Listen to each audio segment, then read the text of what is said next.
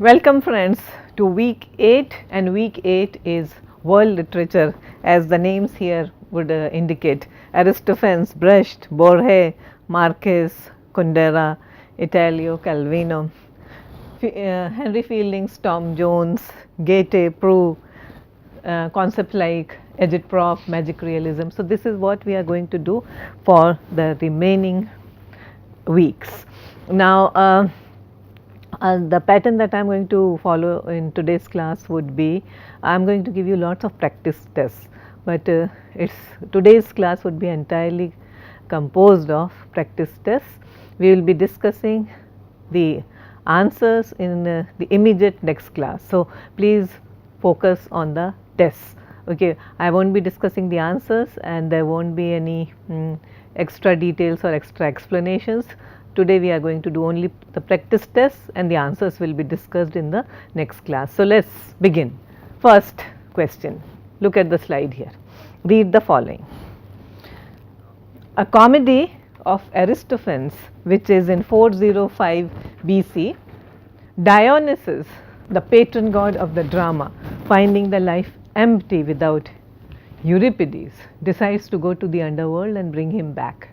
He obtains a club and a lion's skin, the traditional costume of Heracles, who had made the journey before him, and set out for the kingdom of the dead and his slave Xanthias and a donkey. After a series of fantastic adventures, they are arrested and taken before the king. Identify the play. First question. A. The birds, B. The frogs, C. The wasps, D. The clouds. Next question. This play by Aristophanes, whether it's clouds or frogs or wasps or anything else, the play is a mock debate between so this is the plot of the play. A. Achilles and Agamemnon, B. Sophocles and Euripides, C. Aeschylus and Euripides, D. Oedipus and Antigone. Next one.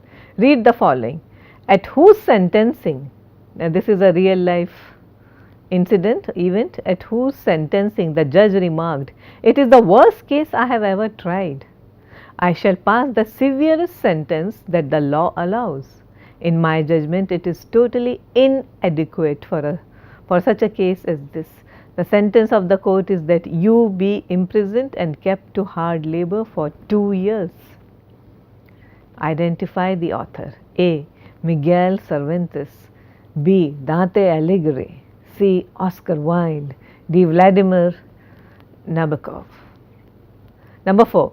Whose 1934 autobiography is called A Backward Glance? A. Lillian Hellman, B. Edith Wharton, C. Theodore Dreiser, D. Clifford Odets. All these authors were extremely relevant and active during this period in American history, and we have just finished a couple of weeks back our lectures on our classes on American literature. You know, you are no stranger to these names: Lillian Hellman, Edith Wharton, Theodore Dreiser, Clifford Odets. A Backward Glance. Number 5. The author of A Backward Glance also wrote, so again same person, A. The Age of Innocence, B. Waiting for Lefty, C. An American Tragedy, D. Of Mice and Men. Number 6.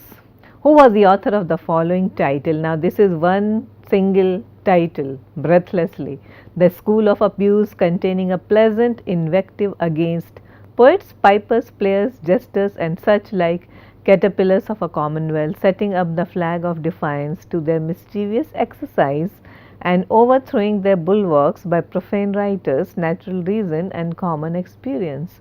A discourse so as pleasant for gentlemen that favor learning, as profitable for all that will follow virtue. Who was the author of this title? Identify the writer.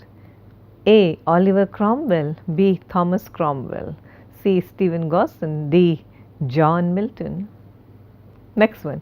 And this work, which starts with the School of abuse. Who was this work dedicated to? A. Charles II, B. Elizabeth I, C. William Shakespeare, D. Philip Sidney. Next one. Which novel begins with the following lines? Stately, plump Buck Mulligan came from the stairhead, bearing a bowl of lather on which a mirror and a razor lay crossed. A yellow dressing gown, ungirdled, was sustained gently behind him on the mild morning air. He held the bowl aloft and intoned, "In tribo ad alter Dei." Which novel begins with the following lines? Your choices are A. The Awakening, B. The Picture of Dorian Gray, C. The Waves, D. Ulysses. Next one.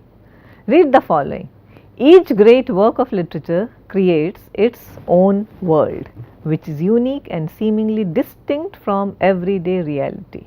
But masters of realism in the novels such as Balzac or Tolstoy, by bringing to life the greatest possible richness of the objective conditions of life and by creating typical characters who manifest the essential tendencies and determinants of their epoch, succeed often in opposition to the author's own conscious ideology in producing a fictional world which is a reflection of life in the greatest concreteness and clarity and with all its motivating contradictions. Identify the thinker. A. George Lukács, B. Karl Marx, C. Antonio Gramsci, D. Umberto Eco. And also based on the same passage, except the writer of the passage belonged to which country? A. Italy, B. Soviet Union, C. Algeria, D. Hungary. Number 11. Read the following lines. I grow old, I grow old. I shall wear the bottoms of my trousers rolled. Shall I part my hair behind, or do I dare to eat a peach? I shall wear white flannel trousers and walk upon the beach. I have heard the mermaids singing each to each. I do not think that they will sing to me. Who wrote these lines? Choose the correct response. From where do you get? Identify the work. A. The Wasteland, B. The Love Song of J. Alfred Prufrock, C. Hugh Sylvan Moberly, D. Sailing to Byzantium. Identify the author here. It partook, he thought, shifting his weight in the saddle of metempsychosis. The way his humble life fell into molds prepared by literature, or was it, he wondered, picking his nose, the result of closely studying the sentence structure of the English novelists?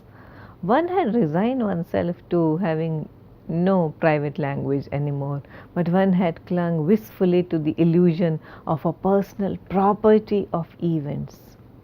A fine and fruitless illusion it seemed, for here inevitably came the limousine with its very important personage or personages, dimly visible in the interior. The policeman saluted and the crowd pressed forward, murmuring, "Philip, Tony, Margaret, Prince Andrew." Identify the author. A. David Lodge, B. Kazuo Ishiguro, C. Peter Carey, D. Ian McEwan. And question 13 is also based on it. The passage parodies A. Expressionism, B. Surrealism, C. Stream of consciousness, D. Gothic.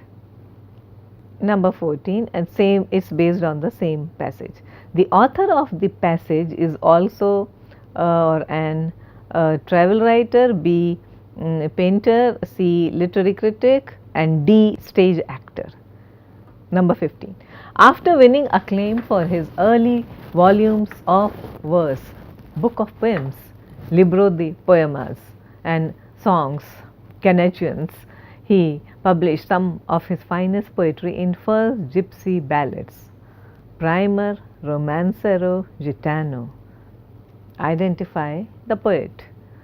A. Miguel de Unamuno, B. Pablo Neruda, C. Federico Garcia Lorca, D. Jorge Luis Borges. The poet was also a well-known whoever is the poet of those books. He was a well-known painter, film director, sculptor, playwright. Next question, number 17. In Kafka's novel, Prague is a city without memory. The city has even forgotten its name. No one there remembers or recalls anything. And Joseph K. even seems not to know anything about his own life previously. No song can be heard there to evoke for us the moment of its birth and link the present to the past. The time of Kafka's novel is the time of a humanity that has lost its continuity with humanity, of a humanity that no longer knows anything and no longer remembers anything and lives in cities without names, where the streets are without names or with names different from those they had yesterday, because a name is continuity with the past and people without a name. Identify the writer. A. Italo Calvino. B.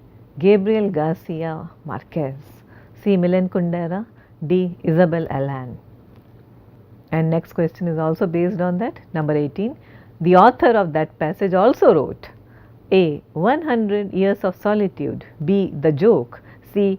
The Prague Cemetery. D. City of the Beasts. Number 19. The term was coined by Alejo Carpentier and goes by the term lo real maravilloso, that is a Spanish word. It is a mode of narrative that mixes the real and the fantastic and is used as a major subversive anti-realist device. Which device are we talking about? Look at it again. Alejo Carpentier and goes by the term lo real maravilloso. What is the device? Which is the device? Name the term. A. Futurism. B. Magic realism. C. Surrealism. D. Dadaism. Next one. Who said the following? That Beckett is a clever writer and that he has written a rotting and remarkable play. But his philosophy isn't my philosophy, for within him there is no hazard of hope, no desire for it, nothing in it but a lust for despair and a crying of woe. A. Sean O'Casey. B. Eugene Ionesco. C. Harold Pinter. D. Bertolt Brecht. Who said the following? Next one, number 21. Read the following. On a page where the holy gospel of the apostle Mark began, I was struck by the image of a lion. I was certain it was a lion, even though I had never seen one in the flesh, and the artist had reproduced its features faithfully, inspired perhaps by the sights of the lions of Hibernia, land of monstrous creatures. And I was convinced that this animal, as for that matter, the physiologist says, concentrates in itself all the characteristics of the things at once most horrible and most regal. So that image suggested to me both the image of the enemy and that of Christ our Lord, nor did I know by what symbolic key I was to read it, and I was trembling all over, out of fear and also because of the wind coming through the fissures in the walls. This particular work, question 21, is known for the theory of, now this work became very famous for a particular theory. A. Formalism. B. Post-colonialism. C. Semiotics. D. Marxism. Which theory? Number 22. Who said the following? Cut off from his religious, metaphysical and transcendental roots, man is lost. All his actions become senseless, absurd, useless. Who said that? A. Eugene Ionesco. B. Samuel Beckett. C. Antonin Artaud. D. Luigi Pirandello. Number 23. Identify the poet. The publication of poems and ballads brought him or her instant notoriety. He became identified with the indecent themes and the precept of art for art's sake that characterized many of the poems in the volume. He subsequently wrote poetry of many different kinds, including the militantly republican Song of Italy and Songs Before Sunrise, in support of the Risorgimento, the movement for Italian political unity, as well as nature poetry. Who is the poet? Your choices are A. Oscar Wilde, B. Charles Baudelaire, C. Dante Rossetti, D. Algernon Charles Swinburne. Number 24. Rolla Barthes identified 5 quotes while analyzing, and Rolla Barthes identified 5 quotes of semiotics while analyzing which one of these? A. A portrait of an artist as a young man. B. Saracen. C. The remembrance of things past. D. Germinal. Next one, number 25. Identify the critic. Semiotics begins as a critique of the logocentric assumption that concepts exist prior to and independently of their expression. In analyzing signification, Saussure and his later followers insist that forms and concepts do not exist independently of one another, but that the sign consists of the union of a signifier and signified. Both signifiers and signifiers are purely relational entities, products of a system of difference. To speak of the concept of brown, for example, is, according to semiotics, a way of referring to a complex network of opposition which articulates the spectrum of colors on the one hand and the spectrum of sound on the other. The meaning of brown is not a representation in my mind at the moment of utterance, but a space in a complex network of differences. Your choices are A. Umberto Eco, B. Jonathan Culler, C. Paul Damas, D. Seymour Chapman. Next question, number 26. Identify the writer. This writer joined the resistance movement during the occupation and after the liberation was a columnist for the newspaper Combat. In 1947, he retired from political journalism and besides writing his fiction and essays was very active in the theatre as producer and playwright. Example, Caligula, 1944. He also adapted plays by Calderon, Lope de Vega, Dina Buzzati and Faulkner's Requiem for a Nun. A. Jean-Paul Sartre, B. Albert Camus, C.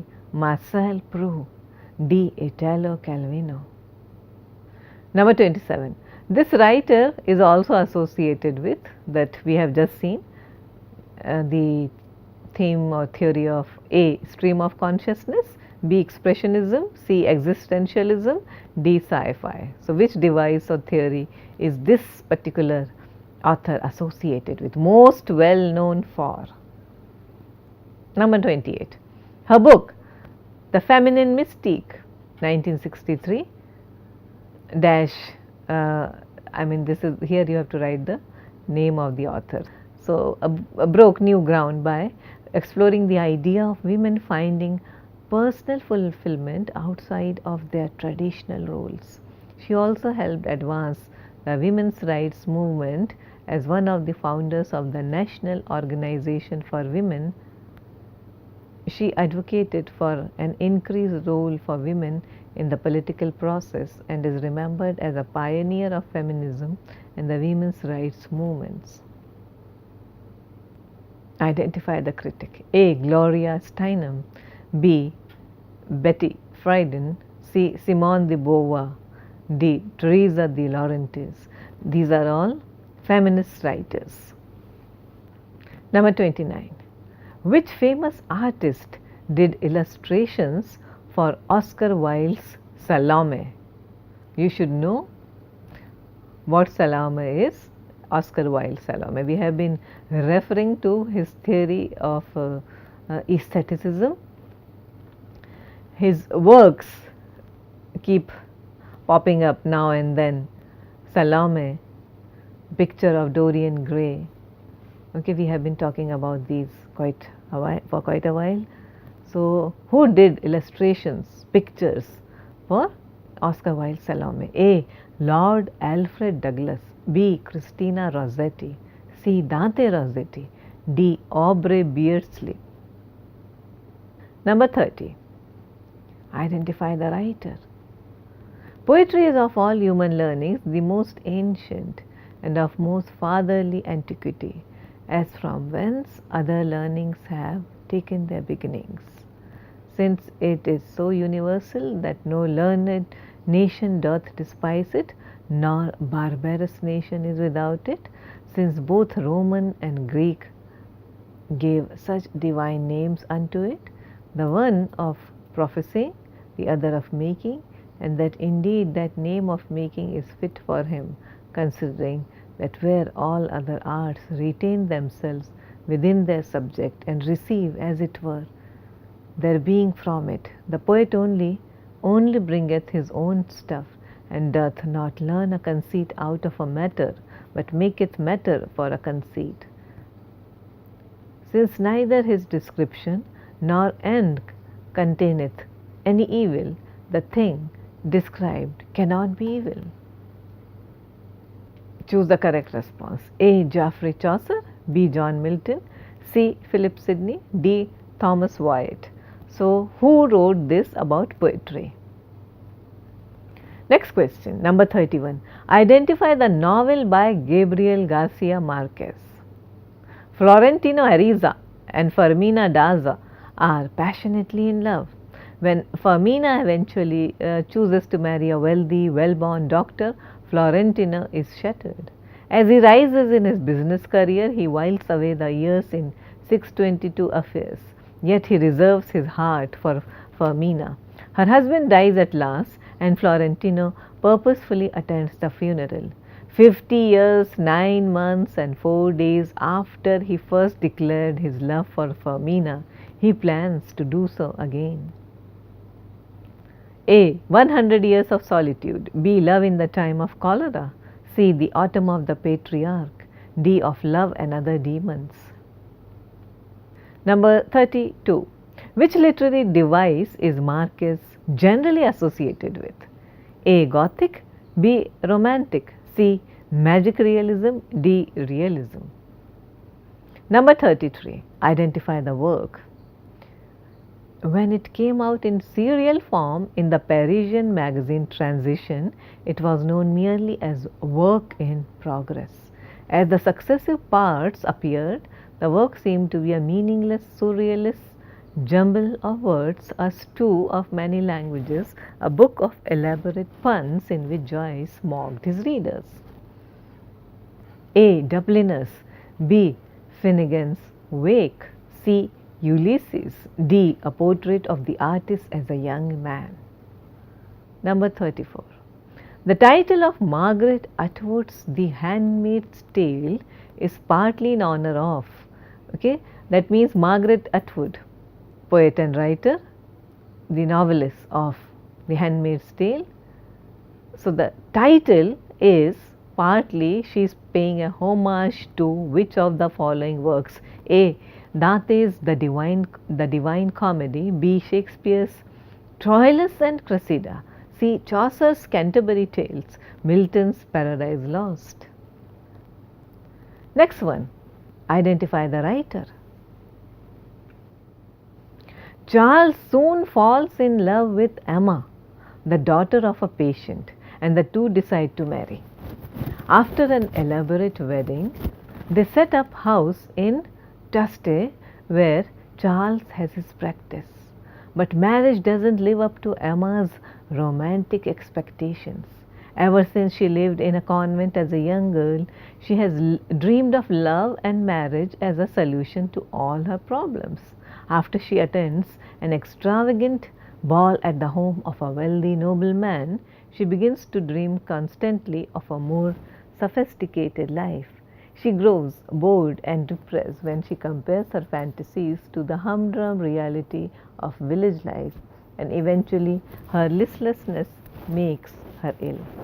When Emma becomes pregnant, Charles decides to move to a different town in hopes of reviving her health.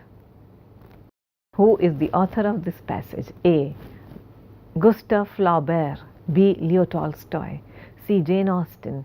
D. Nathaniel Hawthorne. Number 36, this novel, this summary of the novel that we have just seen. The novel is an example of A. Gothic tradition, B. Romanticism, C. Realism, D. Novel of manners. 37, read the following. I believe I can best highlight the difference between the generations by expressing myself figuratively. Butlers of my father's generation, I would say, tended to see the world in terms of a ladder. The houses of royalty, dukes and the lords from the oldest families placed at the top, those of new money lower down, and so on, until one reached a point below which the hierarchy was determined simply by wealth or the lack of it. Any butler with ambition simply did his best to climb as high up this ladder as possible, and by and large, the higher he went, the greater was his professional prestige. Such are, of course, precisely the values embodied in the Hayes Society's idea of a distinguished household, and the fact that it was confidently making such pronouncements as late as 1929 shows clearly why the demise of that society was inevitable, if not long overdue. For by that time, such thinking was quite out of step with that of the finest men emerging to the forefront of our profession. For our generation, I believe it is accurate to say, viewed the world not as a ladder but more as a wheel. Perhaps I might explain this further. The I in the passage is A. Tom, B. Stephen, C. Daniel, D. Alfred. The novel is remarkable for its exploration of A. semiotics, B. symbolism, C. unreliable narration, D. dialogism. Number 39, the author of this passage is also the author of A. atonement, B. Anil's ghost, C. possession, D. never let me go. Identify the scholar. This critic argues that meta-narratives are being replaced by a proliferation of pathiracy or little stories that draw attention to particular as opposed to universals, including local events, individual experiences, heterodox ideas and other practices that do not fit within a larger universal meta-narrative. Who is the scholar who is credited with all these? Meta-narrative, pathiracy. A. Jean-Paul Sartre, B. Jean Baudrillard, C. Jean Lyotard, D. Pierre Bourdieu. Identify the writer. Unhappy is the land that is in need of heroes. What is the robbing of a bank compared to the founding of a bank? War is like love, it always finds a way. Who is the writer? A. Marcel Proust, B. Harold Pinter, C. Bertolt Brecht, D. Franz Kafka. Next one, read the following quotes. The human race is a monotonous affair. Most people spend the greatest part of their time working in order to live, and what little freedom remains so fills them with fear that they seek out any and every means to be rid of it. I have so much in me, and the feeling for her absorbs it all. I have so much, and without her, it all comes to nothing. It's true that nothing in this world makes us so necessary to others as the affection we have for them. Who do we attribute these quotations to? Identify the writer. A. Goethe, B. Balzac, C. Flaubert, D. Schiller. And next question, which period does the writer belong to? A. Classicism, B. Neoclassicism, C. Romanticism, D. Modernism. We have been doing these practice tests for today. As you have already noticed that some of the names that I mentioned at the beginning were all there in the lecture. Don't worry if there are certain concepts or certain names that you do not know, as in today's lecture or in other lectures as well. Okay, you should just get the overall picture, the context of what I am saying without bothering about the spellings or the pronunciation of certain names. So we are trying our best to write things on the board, give the names to you on slides, and also we are doing our best to provide certain names and concepts in the scrolls also. Okay, however, try to do your own finding and reading. See, this exam, as I have been saying all along, the success in an exam like this depends on your individual personal hard work. Okay, we are just facilitators. However, you need to go through a lot of work. See, all these are works that need a lot of attention, careful reading, in-depth analysis. What I am doing in this course is just trying to help you face the exam with greater degree of confidence, because no one can provide you with the exact questions that are going to come, but I can at least make you familiar with most of the great works in literature in English, including, as we are seeing, world literature also. So don't get nervous if you do not understand the pronunciation. Okay, you have to read a lot. I cannot stress enough on the importance or the significance of individual reading. So that hard work you have to put in. Today's lecture was a lengthy one. Immediately after this, we are going to discuss the answers, and that's going to be another session. We will be continuing in the same vein for the rest of this week. Okay, I hope you are doing your assignments regularly. So thank you very much.